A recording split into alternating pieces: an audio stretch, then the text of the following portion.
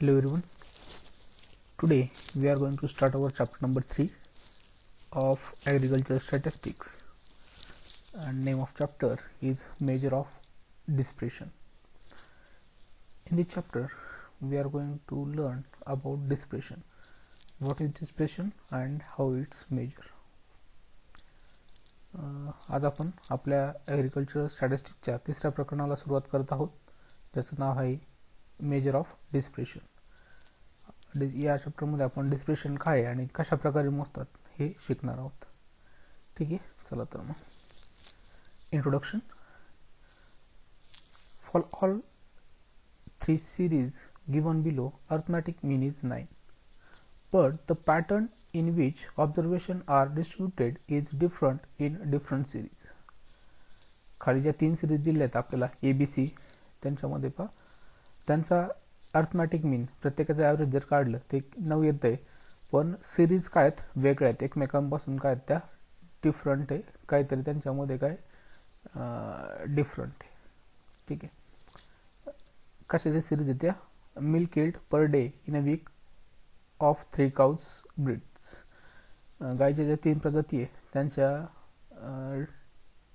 Per day एका वीकमध्ये किती दूध देतात त्या प्रत्येक दिवसाचं हे दिलेलं आहे त्यांनी, आणि त्याचं ॲव्हरेज घेतलेलं आहे. प्रत्येकाचं ॲव्हरेज काय 9 आहे. आता जर ॲव्हरेजचा विचार केला तर आपण काय सांगू की ठीक आहे तिन्ही गाय काय सारख्याच प्रकारे दूध देतात, पण हे ते इफिशियंटली आपल्याला सांगता येणार नाही, कारण की त्यांच्या पॅटर्नमध्ये काय चेंज आहे. ठीक आहे, पाहूयात पुढे. As we know that good measure of average is mean. आपल्याला माहिती आहे ॲव्हरेज काढण्याचा सगळ्यात चांगला जो वे आहे तो काय मीन आहे, arithmetic mean. Though the arithmetic mean is the best measure of average, in such situation it fails to explain the phenomenon. जरी अर्थमॅटिक मीन हा सगळ्यात चांगला वे असला ॲव्हरेज कॅल्क्युलेट करण्याचा, तरी अशा कंडिशनमध्ये जो काय फेनोमेनॉन आहे तो एक्सप्लेन करण्यात ते काय होतात, फेल होतात. ॲव्हरेज आपल्याला सांगू नाही शकत एक्झॅक्टली काय होतं इथं सिरीजमध्ये. Hence measure of dispersion used in this situation. म्हणून अशा सिच्युएशनमध्ये काय केलं जातं, मेजर ऑफ डिस्पर्शन यूज केलं जातं. आता डिस्पर्शनची डेफिनेशन पहा. Dispersion means scatterness of the observation. Scatterness म्हणजे काय, वेगळेपणा, एकमेकांपासून असलेला वेगळेपणा. Dispersion is a degree of variation. ठीक आहे, व्हेरिएशन म्हणजे पण बदल, ऑर डायव्हर्सिटी म्हणजे पण बदल. एक ऑब्झर्वेशन आहे दुसऱ्यापासून कसं वेगळं आहे हे जे सांगणार आहे आपल्याला ते काय असणार आहे, डिस्पर्शन सांगणार आहे. मग एक सिरीज दुसऱ्या सिरीजपासून कशा पद्धतीनं वेगळी आपण सांगू शकतो आणि त्याचं कशामध्ये मोजता येतं, तर ते डिस्पर्शनमध्ये मोजता येतं. ते कसं मोजायचं वगैरे आपण आता नेक्स्ट स्लाइडमध्ये पाहू. Objectives and major of dispersion. आता या डिस्पर्शनचे ऑब्जेक्टिव्ज काय काय आहेत आणि त्याला कशा प्रकारे मोजायचे ते आपण आता इथे पाहू. Objectives first, to judge reliability of average, that is measure of central tendency. आपण सेंट्रल टेंडन्सी जी कॅल्क्युलेट केली आहे, ॲव्हरेज कॅल्क्युलेट केलं आहे, ते किती योग्य आहे, किती रिलायबल आहे, किती आपण त्याच्यावर विश्वास ठेवू शकतो हे जज करण्यासाठी काय केलं जातं, डिस्पर्शन यूज केलं जातं. Second, to study the variation between 2 or more series. 2 किंवा 2 पेक्षा जास्त सिरीजमध्ये असणारं व्हेरिएशन, असणारा बदल पाहण्यासाठी, स्टडी करण्यासाठी काय केलं जातं, या डिस्पर्शनचा यूज केला जातो. To observe variation in a view to control the same. जे काय व्ह्यू आपण तयार करणार आहे त्या व्ह्यूचे ऑब्झर्वेशन घेण्यासाठी आणि त्याला कंट्रोल करण्यासाठी काय केलं जातं, डिस्पर्शनचा यूज केला जातो. Fourth, to serve as the basic for further statistical analysis. पुढे जे काही स्टॅटिस्टिकल ॲनालिसिस करायचं आहे त्याचं बेस तयार करण्यासाठी काय करतोय आपण, या डिस्पर्शनचा यूज करतोय. आता measure of dispersion, measure of डिस्पर्शनमध्ये कशा प्रकारे, how we are going to calculate this dispersion. Following are 3 commonly used measure of dispersions. First is range, second mean deviation and third is standard deviation. या 3 पद्धतीनं एकतर रेंजमध्ये किंवा main डिव्हिएशनमध्ये किंवा standard डिव्हिएशनमध्ये काय केलं जातं, तुमचा डिस्पर्शन कॅल्क्युलेट केलं जातं. ठीक आहे, फर्स्ट रेंज पाहू. The range is the difference between the maximum and minimum value in a group of observation. जे काही ऑब्झर्वेशन तुम्ही केलंय त्यातली लहान व्हॅल्यू आणि मोठी व्हॅल्यू यांच्यामधला जो डिफरन्स आहे त्याला काय म्हणलं जातं, रेंज म्हणलं जातं. एक्झाम्पल दिले पहा, द कपास yield kg per plot of a cotton variety from 5 plots are 8, 9, 8, 10 and 11. The range is 11 minus 8 is equals to 3. आता जे काय ऑब्झर्व दिले होते आपल्याला 8, 9, 8, 10 आणि 11 यांच्यातलं मॅक्झिमम ऑब्झर्वेशन घेतलं आपण 11 आणि मिनिमम घेतलं 8. 11 मायनस 8 इक्वल टू काय झालं 3 kg, म्हणून तुमची रेंज काय झाली 3 kg झाली. ठीक आहे, this is first measure of dispersion. Next, mean deviation. The mean obtained after taking absolute value is called as mean deviation. Mean deviation is a measure of absolute deviation.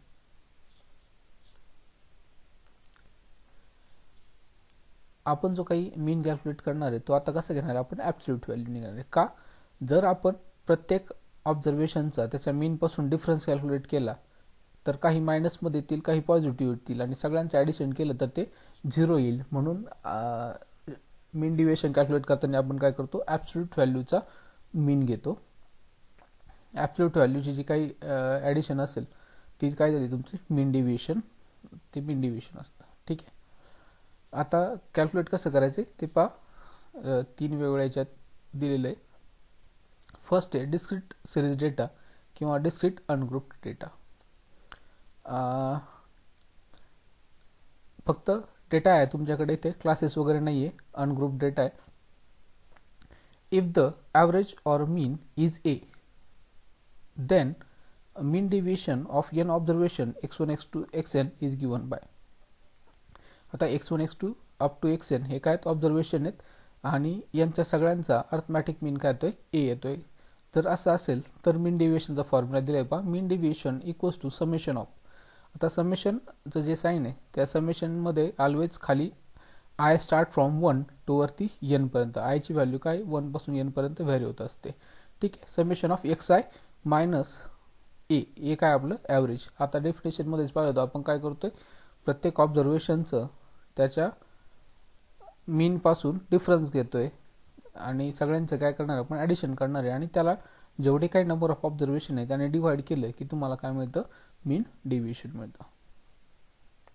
ठीक आहे, if f1 f2 fn are frequencies corresponding to observation x1 x2 xn respectively, then mean deviation is given as. आता discrete frequency डिस्ट्रीब्युशनमध्ये किंवा discrete group डेटामध्ये काय दिले, group दिले तुम्हाला एका ऑब्झर्वेशनशी कुठली फ्रिक्वेन्सी रिलेटेड आहे हे सांगितलं आहे. आणि असं जर असेल तर आपण काय करतोय बा, mean deviation equals to summation of F I. जेवढे काही फ्रिक्वेन्सी असेल त्या क्लासची त्या ऑब्झर्वेशनची त्याने काय करायचे, ते ऑब्झर्वेशन मायनस त्याचा मीन घ्यायचा आहे आणि त्या सगळ्यांना डिवाइड करायचं आहे समेशन ऑफ एफ आय. तुमची फ्रिक्वेन्सीची जी काही समेशन येईल त्याने काय करायचं, त्याला डिवाइड करायचं आहे. तुम्हाला काय मिळेल, मीन डिव्हिएशन मिळेल डिस्क्रीट ग्रुप डेटासाठी. नेक्स्ट आहे कंटिन्युअस फ्रिक्वेन्सी डिस्ट्रीब्युशन किंवा कंटिन्युअस ग्रुप डेटा. आता डेटा कसा आहे, ग्रुपमध्ये जेव्हा डेटा असतो तेव्हा पहा, if f1 f2 fn are frequencies and x1 x2 xn are mid values of respective classes, then mean deviation is given as. आता इथे लक्षात ठेवायचे x1 x2 xn हे काय आहेत, मिड व्हॅल्यू आहेत क्लासच्या, हे ऑब्झर्वेशन नाहीत. ठीक आहे, असं जर असेल तर मीन डिव्हिएशन पहा, फॉर्म्युला सेम आहे, summation of F I in mod x I minus A divided by summation of F I. ठीक आहे, फॉर्म्युलामध्ये फक्त डिस्क्रीट ग्रुप डेटामध्ये कालच सांगितलं होतं मागच्या लेक्चरला की डिस्क्रीट डेटा जिथं असेल तिथं एक्स वगैरे हे ऑब्झर्वेशन असतात आणि कंटिन्युअस फ्रिक्वेन्सीमध्ये त्या क्लासच्या मिड व्हॅल्यू असतात. ठीक आहे, हे झालं mean deviation. Next, standard deviation. It is third measure of our dispersion. The standard deviation is defined as the square root of the mean of the square deviation of individual values from their mean. Square root आहे कशाचा, तर तुमच्या जे काही observation आहे त्यातून ऑब्झर्वेशनमधून तुमचं ऑब्झर्वेशनचा मीन subtract करून त्याचा जर स्क्वेअर घेतला आपण तर त्याचं स्क्वेअर रूट जे काही येईल त्याला आपण काय म्हणतो स्टँडर्ड डिव्हिएशन म्हणतो. It is denoted by sigma. सिग्मानी काय करतात स्टँडर्ड डिव्हिएशन डिनोट करतात. पहा एस डीचा फॉर्म्युला दिला आहे. स्टँडर्ड डिव्हिएशन एस डी म्हणजे स्क्वेअर रूट ऑफ 1/n. ठीक आहे, summation of X minus X bar. म्हणजे प्रत्येक ऑब्झर्वेशनमधून आपण काय करतोय त्याचा जो काही मीन आहे तो सबस्ट्रॅक्ट करतोय, त्याचा स्क्वेअर करतोय आणि सगळ्यांचे ॲडिशन करून त्याला याने डिवाइड करतोय. हा झाला तुमचा स्टँडर्ड डिव्हिएशन. आता ग्रुप डेटासाठी स्टँडर्ड डिव्हिएशन दिले. For group data standard deviation equals to square root of summation of X minus X bar square minus n upon n minus 1. ठीक आहे, ग्रुप डेटासाठी हा स्टँडर्ड डिव्हिएशनचा फॉर्म्युला आहे. फॉर प्रॅक्टिकल पर्पजसाठी स्टँडर्ड डिव्हिएशन पहा काय घेतो आपण, square root of summation of X square minus summation of X whole square divide by n hole divided by n minus 1. हा काय तुमच्या प्रॅक्टिकल पर्पजसाठी स्टँडर्ड डिव्हिएशनचा फॉर्म्युला आहे. नोट दिली बघा खाली, महत्त्वपूर्ण नोट आहे, रिकाम्या जागेमध्ये विचारतात तुम्हाला. Standard deviation is denoted by S in a case of sample. सॅम्पलच्या केसमध्ये काय केलं जातं, स्टँडर्ड डिव्हिएशन एसनी डिनोट केलं जातं. आणि sigma in case of population. जर पॉप्युलेशनच्या संदर्भात यूज करायचं असेल आपल्याला स्टँडर्ड डिव्हिएशन तर ते कशाने दाखवतात, सिग्माने दाखवतात. ठीक आहे, नेक्स्ट आहे characteristics of standard deviation and its use. आता स्टँडर्ड डिव्हिएशनच्या कॅरेक्टरिस्टिक्स काय काय आहेत आणि त्याचे यूज काय काय होतं, कुठे कुठे आपण त्याला वापरतो ते आपल्याला इथे पाहायचं आहे. पहा characteristics of S D. First is it is rigidly define. हे काय व्यवस्थितपणे एकदम फिक्स पद्धतीमध्ये काय केलं आहे, डिफाईन केलं आहे standard deviation. Second, computation is based on all the observation. जे काही कम्प्युटेशन करतो आपण स्टँडर्ड डिव्हिएशनचं ते काय सगळ्या ऑब्झर्वेशनवर काय डिपेंड आहे. If all the variable values are same then S D equals to 0. बरोबर, जर सगळे ऑब्झर्वेशन आपले सेम असतील, एकच नंबर असेल तर त्याचा मीन पण तेच येणार आहे आणि प्रत्येकातून मीन सबस्ट्रॅक्ट केल्यानंतर आपल्याला काय मिळणार आहे, झिरोच मिळणार आहे. म्हणून स्टँडर्ड डिव्हिएशन काय तर त्याचं 0 येतं. S D is least affected by fluctuation of sampling. सॅम्पलमध्ये जर काही फ्लक्च्युएशन झालं तर एस डीवर एवढा परिणाम होत नाही. ठीक आहे, स्टँडर्ड डिव्हिएशन तसंच राहतं, जास्त इफेक्ट करत नाही. Next is uses. It is used in computing statistical quantities and also used in testing the reliability of certain statistical measure. Statistical quantities calculate करण्यासाठी आपण काय करतो, स्टँडर्ड डिव्हिएशनचा यूज करतो आणि त्याच्या रिलायबिलिटी टेस्ट करण्यासाठी किती आपण त्याच्यावर विश्वास ठेवू शकतो स्टॅटिस्टिकल मेजरवर हे पाहण्यासाठी पण काय आपण करतो, स्टँडर्ड डिव्हिएशन कॅल्क्युलेट करतो. Next is variance. The square of the S D is called as variance. आपण जर स्टँडर्ड डिव्हिएशनचा स्क्वेअर घेतला तर त्याला काय म्हणतो आपण, व्हेरियन्स म्हणतो. ठीक आहे, next coefficient of variance CB. आता व्हेरियन्सचा कोएफिशियंट कशाला म्हणायचं, इन ब्रॅकेट सीबी कशाला म्हणायचं हे आपण आता इथे पाहणार आहोत. Coefficient of variance CV is a measure of relative dispersion used to compare two or more than two series. दोन किंवा दोनपेक्षा जास्त सिरीज जर कंपेअर करायचे असतील आपल्याला तर त्यासाठी डिस्पर्शनचं जे काही मेजर आहे त्याला आपण काय म्हणतो, सीबी म्हणतो. ठीक आहे, these series may differ from one another with respect to mean or standard deviation or both.